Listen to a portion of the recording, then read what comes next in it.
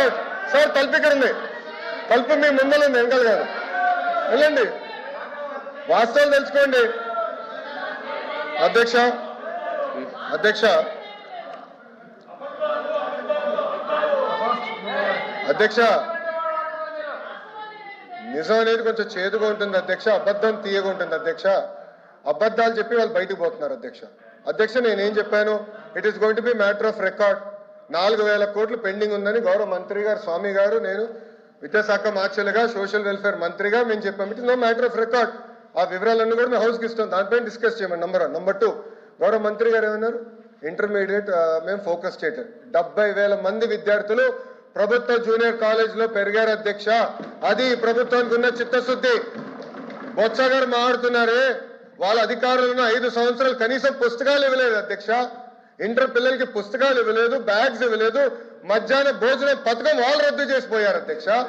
వాళ్ళు మమ్మల్ని అడిగే నైతిక హక్కు లేదు అధ్యక్ష.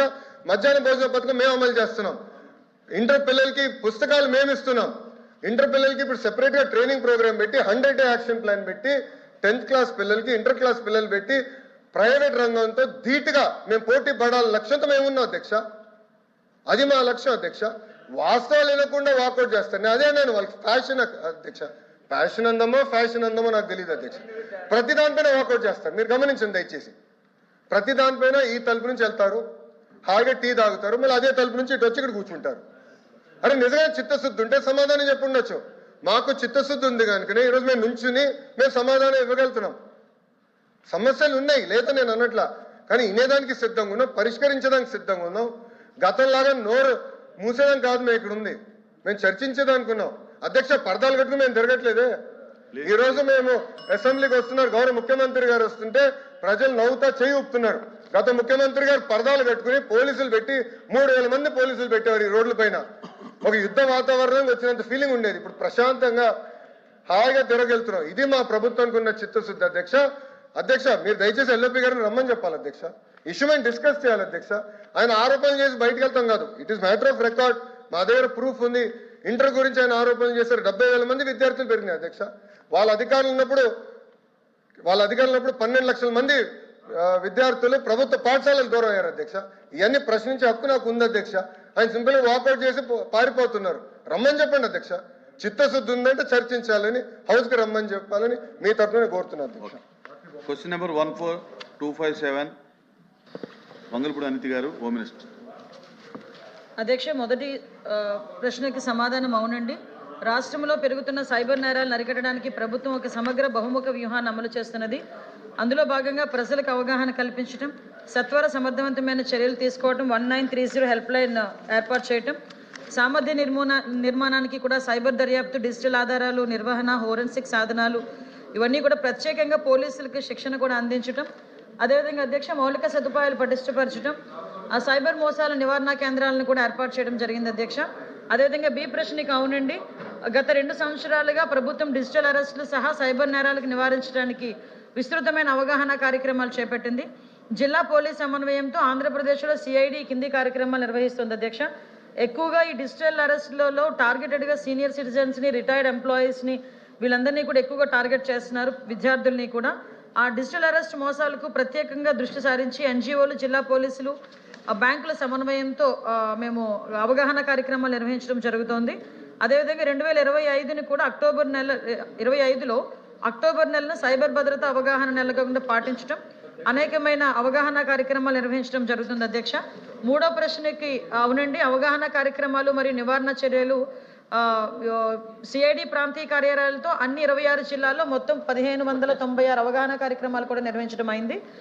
సైబర్ భద్రత అవగాహన అక్టోబర్లో 2025లో పాటించడం జరిగింది. అదే కాకుండా అధ్యక్ష ప్రత్యేకంగా సైబర్ మోసాలను అరికట్టడానికి గవర్నమెంట్ కూడా చిత్తశుద్ధితో ఉండి ప్రతి జిల్లా హెడ్ క్వార్టర్లోని కూడా ఒక సైబర్ క్రైమ్ పోలీస్ స్టేషన్ ఏర్పాటు చేయడానికి కూడా నిర్ణయించడం జరిగింది అధ్యక్ష.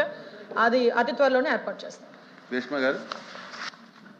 ఆపర్చునిటీ అధ్యక్ష, ఆంధ్రప్రదేశ్లోని సైబర్ నేరాలు అనేవి గత కొన్ని సంవత్సరాల్లోని గణనీయంగా పెరిగిపోయాయి అధ్యక్ష. అది డిజిటల్ లావాదేవీలు, యూపీఐ, ఆన్లైన్ బ్యాంకింగ్ కానివ్వండి, లేకపోతే సోషల్ మీడియా వినియోగంలోని పెరగడం వల్ల దానికి చాలా మట్టుగా డిజిటల్ ప్లాట్ఫామ్స్లోని చాలా మట్టుగా సైబర్ నేరగాళ్ళు పెరిగాయి, అలాగే నేరాలు కూడా పెరిగాయి. ఆర్థిక నష్టాలు అనేవి చాలా ఎక్కువగా జరిగాయి అధ్యక్ష. అయితే దీంట్లోని మంత్రి గారు చాలా డీటెయిల్గా చెప్పారు. అయితే కొన్ని సమస్యలు ఇంకా ఉన్నాయి అధ్యక్ష. లాస్ట్ ఫ్యూ ఇయర్స్లోని ఈ నేరాలు ఎన్ని జరిగాయి, ఒక జస్ట్ ఎంత అమౌంట్ అంటూ పోయింది. ప్రజలు ముఖ్యంగా సీనియర్ సిటిజన్స్ కానివ్వండి, లేకపోతే కొంచెం ఈ సాఫ్ట్వేర్లో పనిచేస్తున్న వాళ్ళకి చాలా ఎక్కువగా ఎఫెక్ట్ అవుతున్నారు అధ్యక్ష. ఎందుకంటే ఒక మెసేజ్ వచ్చింది అనుకోండి, అది ఓపెన్ చేయాలా వద్దా తెలియదు. కొంతమందికి సీనియర్ సిటిజన్స్కి టక్కన ఓపెన్ చేసేస్తారు, దానిలో టక్కన మొత్తం అంతా బ్యాంక్ క్లియర్ అయిపోతుంది. అలాగే ఆన్లైన్ షాపింగ్ చేయడానికి కొంతమంది ఆన్లైన్ షాపింగ్ అనుకోని అది పేమెంట్ లింక్ అనుకుంటున్నారు, కానీ అది ఆ పేమెంట్ కాదు, మొత్తం అకౌంట్లోని అమౌంట్ అంతా పోతా ఉంది. మెయిన్ థింగ్ ఏంటంటే అధ్యక్ష, మనం ఫోన్కి ఎంత అలవాటు అయ్యామో, డిజిటల్గా మనం ట్రాన్సాక్షన్స్కి అలవాటు అయ్యాం, యూపీఐ ట్రాన్సాక్షన్స్కి అన్నిటికీ అలవాటు అయ్యాం. ఇలాంటి పరిస్థితుల్లోని ఈజీ ఆఫ్ లివింగ్ అయితే అయ్యింది, కానీ సైబర్ నేరగాల్ని పట్టుకోవడం చాలా కష్టమైపోయింది అధ్యక్ష. ఇది చాలా రిస్కీ ఫ్యాక్టర్. ఎందుకంటే వాళ్ళు కొన్ని మార్ఫ్ చేసిన అకౌంట్స్ క్రియేట్ చేస్తారు, అలాగే వాళ్ళ దగ్గర నుంచి ఇంటర్నేషనల్ అకౌంట్స్ కూడా చేస్తారు. కొంచెం మనం అది ఒక్క బటన్ ప్రెస్ చేసినా పోతుంది. కొంచెం హోమ్ మినిస్టర్ గారిని ఇది ఎలాంటి చర్యలు తీసుకుంటున్నారు, ఎలాంటి చర్యలు తీసుకుంటే బాగుంటుంది. గత ప్రభుత్వం సంగతి నేను ఇంక మెన్షన్ చేయదలుచుకోలేదు అధ్యక్ష, ఎందుకంటే డబ్బులు పోయిన వాళ్ళు ఎలాగ పోయి ఎంత రికవరీ అయింది కూడా ఒకసారి మెన్షన్ చేస్తే బాగుంటుంది అధ్యక్ష. Thank you for the opportunity. Cyber నేరగాళ్ల కార్యక్రమాలు ఉగ్రవాదులు తీవ్రవాదుల కంటే తీవ్రంగా ఉన్నాయి అధ్యక్ష.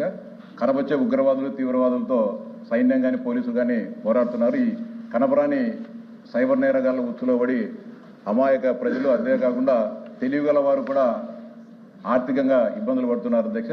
ఇటీవల మనం కొన్ని పత్రికల్లో, జాతీయ పత్రికల్లో చూసాం అధ్యక్ష. అనేక రాష్ట్రాల్లో ఉండే ప్రజాప్రతినిధులు కూడా డిజిటల్ అరెస్టుల పేరుతో కోట్లాది రూపాయలు డబ్బులు పోగొట్టుకున్నారు అధ్యక్ష. వీటన్నిటిపైన కూడా నియంత్రణ చేయాల్సిన బాధ్యత అంటే అన్ని రాష్ట్రాలు, కేంద్ర రాష్ట్ర ప్రభుత్వాలు అందరూ సంయుక్తంగా పనిచేస్తేనే వీటిని అరికట్టేదానికి అవకాశం ఉంటుంది అధ్యక్ష.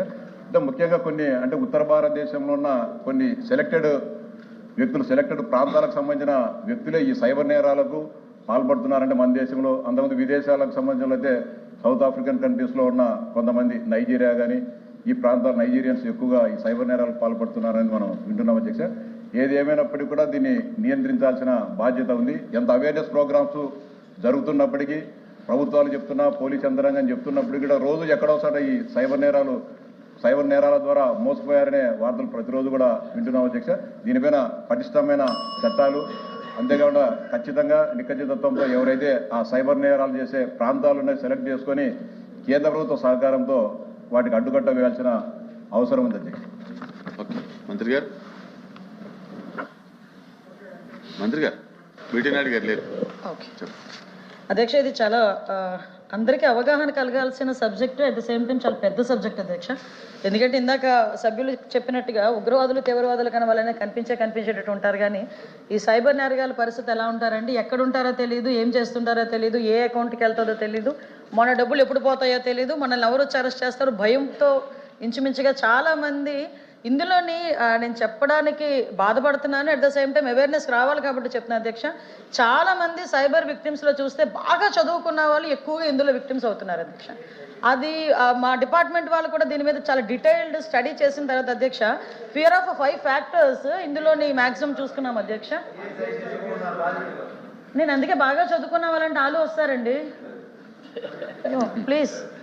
ఇది మనందరికీ ఉపయోగపడేది, ఇందులో రన్నింగ్ కామెంటరీ అవసరం లేదేమో నా అభిప్రాయం. So thank you. సో అధ్యక్ష, ఇందులో ఎక్కువగా అధ్యక్ష fear in the sense digital అరెస్ట్లు అవుతున్నాయి అనేసరికి చాలా మంది డిజిటల్ అరెస్టులు కూడా ఎంత భయానక వాతావరణంలో వాళ్ళు క్రియేట్ చేస్తారంటే, మీ ఇంటికి ఏదో పార్సిల్ వచ్చింది, అందులో డ్రగ్స్ ఉన్నాయంట, నువ్వు ఎక్కడ ఏదో ఫ్రాడ్ చేసావంట, లేకపోతే ఇలాంటి పెట్టి వాళ్ళని ఒక రూమ్లో బంధించేసి ఆ రూమ్లోనికి కూడా ఒక ప్రమాణం కూడా చేయిస్తారు అధ్యక్ష.